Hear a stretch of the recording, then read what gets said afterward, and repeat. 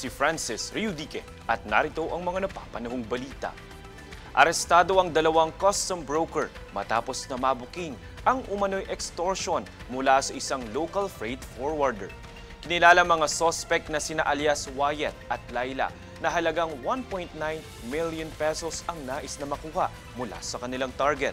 Kinondena naman ng Bureau of Customs ang naturang krimen at tiniyak na papanagutin ang dalawang suspect. Magandang balita po, posible nang makita ang inyong mga possible violation sa pagpapatupad ng NCAP sa eGov app. Kinumpirma ng DICT na kasalukuyan na nila itong pinag-aaralan. Para sa detalye, narito ang ulat.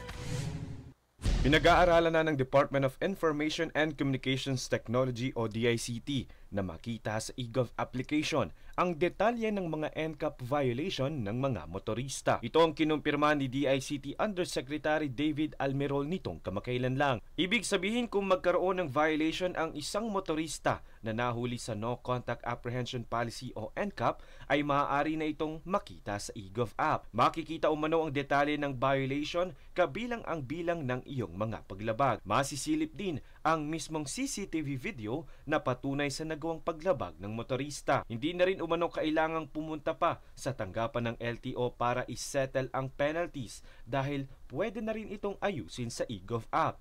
Kasalukuyan na rin umanong nakikipag-ugnayan ang DICT sa MMDA para sa integration ng naturang app. Ang eGov app ay isang platform para ma-access ng publiko ang kanilang mga government ID at makapagsagawa ng transaksyon sa mga serbisyo ng pamahalaan. Francis Riudique, nag-uulat para sa Golden Nation Network.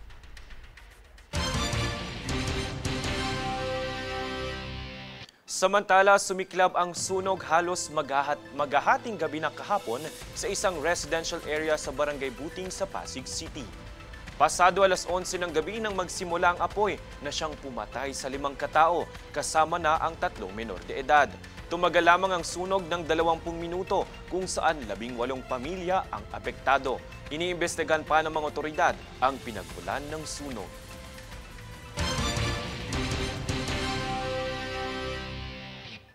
Kami ang boses ng pagbabago. Ako si Francis Riudique at ito ang News Force. Sa ulo ng mga balita, mahigit 16,000 cases ng dengue na itala sa Metro Manila.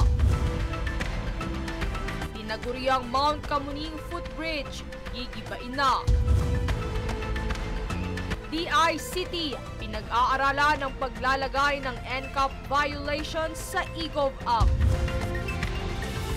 SP Escudero, pinabulaanan ang resolusyong bumabasura sa impeachment ni VP Sara. Bahay ni Kuya, inilunsad ng DSWD bilang pansamantalang pahingahan ng mga driver. At Trump, pinagbawalang makapasok ang 12 bansa dahil sa security threats.